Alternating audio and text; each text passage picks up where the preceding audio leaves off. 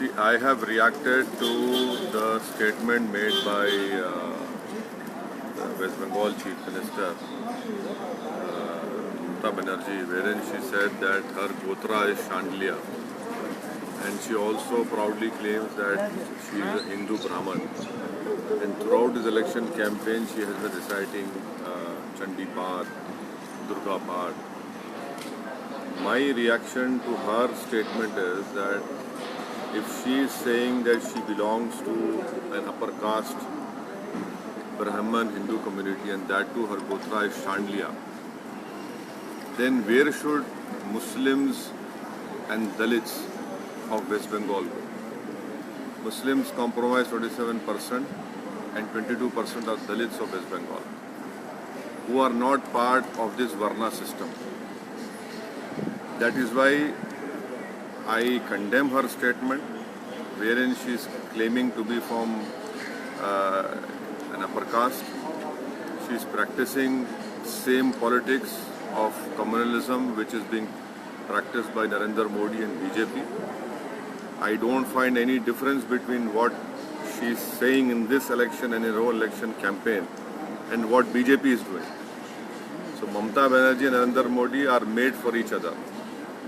What is happening in Tamil Nadu also is very dangerous because the DMK manifesto says that anyone who wants to go to temple yatras in Kashi or Mathura, various places, the DMK in the election manifesto says that they will give 25,000 to 1 lakh rupees.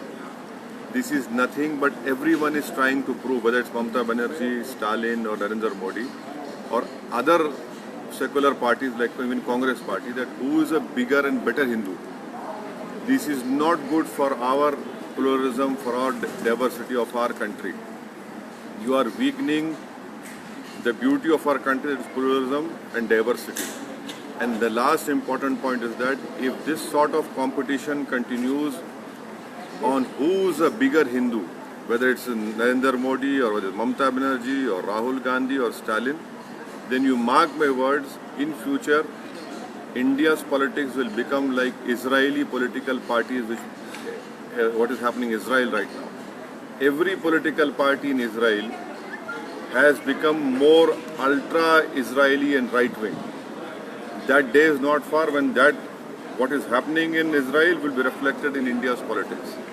That is why people should carefully exercise the right to vote. When it comes to these statements, it clearly shows the mindset of that particular leader, and they are taking every voter for a ride in the name of secularism, in the name of pluralism. Your party is contesting here. What is the trend you are seeing in Tamil Nadu? We are in alliance with Mr. T.T. Dinakaran's AMMK, and we are contesting 3 seats. I am thankful to Mr. T.T. Dinakaran for making us part of his grand alliance. We are working hard for the victory of all the candidates, and I am sure that the people of Tamil Nadu, they are waiting for a third political alternative. People of Tamil Nadu are tired with ADMK because of their alliance with BJP.